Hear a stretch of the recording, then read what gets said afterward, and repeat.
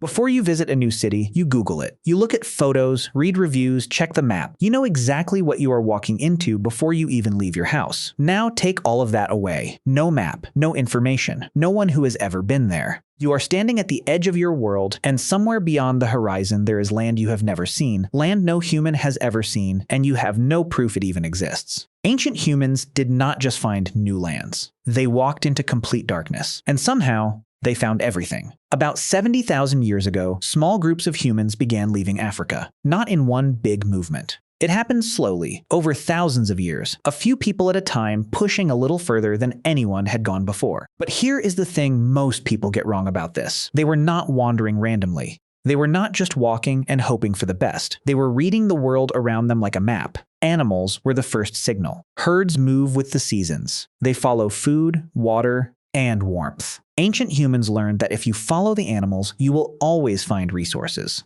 So when a herd moved in a direction no human had gone before, some people followed, and they kept following until the herd stopped. And when they looked around, they were somewhere completely new. Rivers were the second signal. Every river flows from somewhere to somewhere. Follow a river upstream and you find higher ground, cooler temperatures, new territory. Follow it downstream and you find the coast, fish, and trade routes. Ancient humans understood this. Archaeologists have found ancient campsites lined up almost perfectly along river paths across entire continents. But here is where it gets really interesting. These people were not just using nature as a guide. They were talking to each other across enormous distances. Researchers have found obsidian tools, a sharp volcanic rock, hundreds of miles away from the nearest volcano. Someone carried those tools or traded them across vast distances. And that means one thing. These groups were communicating. Someone was telling someone else what was ahead. Word of mouth was the world's first map. Now here is the part that changes how you see all of this. Following animals and rivers makes sense. Trading information makes sense.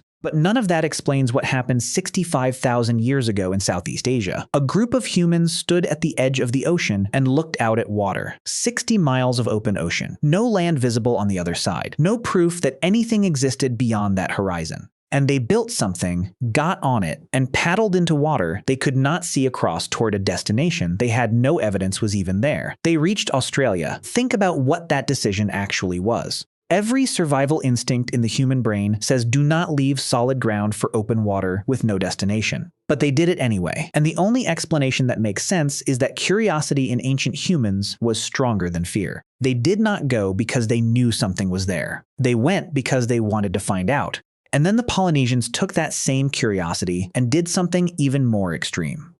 Starting around 3,000 years ago, they sailed across the Pacific Ocean, the largest body of water on Earth, with no compass and no map. They read the stars. They felt the direction of ocean waves beneath their boats. They watched how birds flew and what color the clouds were near land. Using nothing but pure observation, they found every habitable island in the Pacific, some of them separated by over 2,000 miles of open water with nothing in between. These were not accidents. These were not lucky drifts in the right direction. These were deliberate journeys into the unknown, using only what the natural world was telling them. They built an entire system of navigation out of things most people today cannot even notice.